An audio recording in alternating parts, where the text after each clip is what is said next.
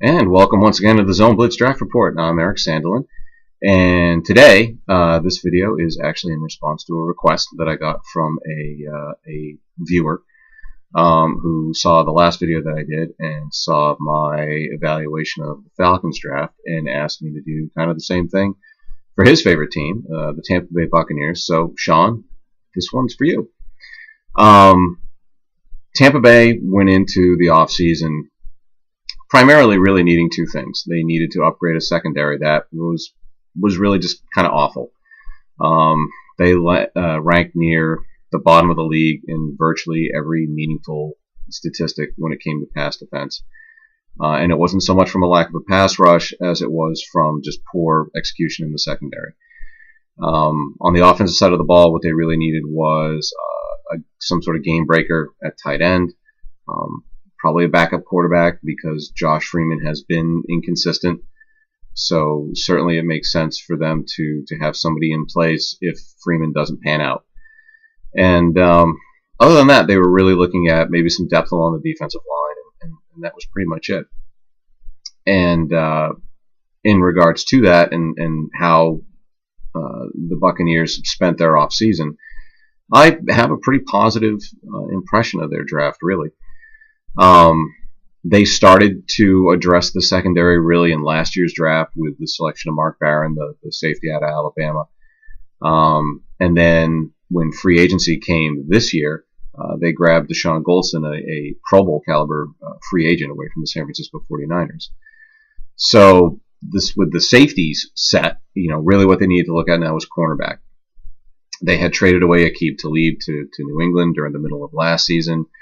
Nobody else on the roster was really getting the job done. So the Bucs took their first-round pick and sent it to the New York Jets to get Darrelle Revis. Now, if Revis is 100% his old self prior to injury, then the Buccaneers have the best cornerback in the game, period. Even if Revis is only 75 to 80% of his old self, he is still better than any cornerback they had on the roster last year. And he is still one of the top corners in the game. So, and in a division where you've got to go up against Drew Brees and the New Orleans Saints and all the receivers and the weapons that he has, you've got to go up against Cam Newton and Steve Smith and Greg Olsen in Carolina, and you've got to go up against Matt Ryan and Julio Jones and Roddy White in Atlanta. Having a top-notch caliber corner is key. So I think that was great use of a first-round pick.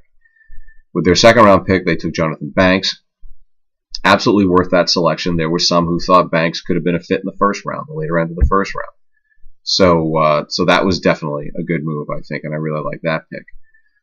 Mike Glennon, the quarterback, in the third round, I could potentially see backfiring. I like him. I think with some seasoning, he can be a good NFL quarterback. I think he can be a starter.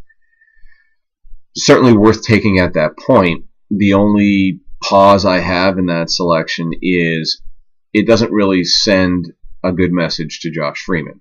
If you're looking to try to build up Josh Freeman's confidence, you want to get him some weapons to work with and then draft the backup in case he doesn't pan out. This message, drafting a quarterback that highly regarded that early, might send a bad message to Freeman. It all depends on how Freeman handles it. If it doesn't bother him, great, then you made a sensible pick. If that somehow undermines Freeman's confidence, you might have an issue. There, quite frankly, might have been other directions I would have gone in. Freeman is in the last year of his contract. The Buccaneers have made no effort whatsoever to re-sign him to any sort of a contract extension, like the Packers have done with Aaron Rodgers, like the Ravens have done with Joe Flacco, like the Cowboys have done with Tony Romo, like a lot of people are assuming that the Falcons are probably going to do with Matt Ryan at some point. The Buccaneers haven't done that with Freeman, which leads you to believe that they don't have a tremendous amount of confidence in him, and they want to see how he does this year before they say, okay, let's talk about a new contract. And if they can't get him to sign to a new contract, then they've got Glennon to turn to. The picks that they made in the fourth round, defensive tackle Akeem Spence, defensive end William Golston, sensible picks. They needed that depth there. They lost Roy Miller in free agency. They lost Michael Bennett in free agency. So they needed a couple of guys, solid, if unspectacular picks. Their Final two picks, though, Mike James, the running back in the 6th round, and then Steve Means, the defensive end in the 5th round, I'm not necessarily all that blown away by. Both of them really kind of graded out more as, honestly, undrafted college free agent signings. So why you use draft picks on these guys when you probably could have picked them up after the draft was over, kind of wasted picks. Could be wrong. Absolutely could be wrong. There was certainly a need, at running back, because they had traded away LeGarrette Blount to the Patriots. So you needed some depth behind Doug Martin. But I would say you didn't necessarily get good value there.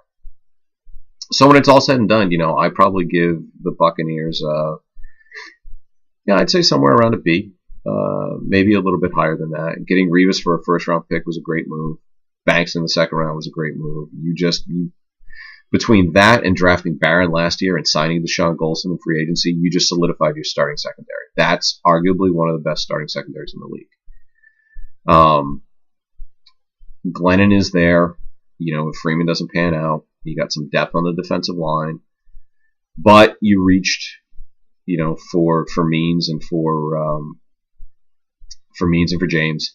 And what you didn't do, the one thing that they didn't do at all, which really surprised me, is they did not get a tight end for Freeman to utilize. They are banking on apparently either Luke Stalker, a former 4th-round pick of the Buccaneers from 2 or 3 years ago, or Tom Crabtree, free agent signing from Green Bay. They're banking on one of these guys to be some sort of a reliable weapon for Josh Freeman. And I honestly don't see either one of these guys panning out. So you're not helping Freeman by not getting him a tight end, and you're potentially undermining his confidence by drafting a potential replacement for him. A couple of moves that might backfire. But again, when you got Revis and you got Banks for those top 2 draft picks, it's kind of hard to pull the draft grade down too much. Again, I'd probably at the end of the day call it around B, maybe B plus. So there you go, Sean. Hope you enjoyed. If anybody else ever has similar questions, you want me to get into how I thought your team drafted, by all means, feel free. Leave a little comment down below, and I'll be happy to talk about it for you. Until then, thanks a lot. Bye-bye.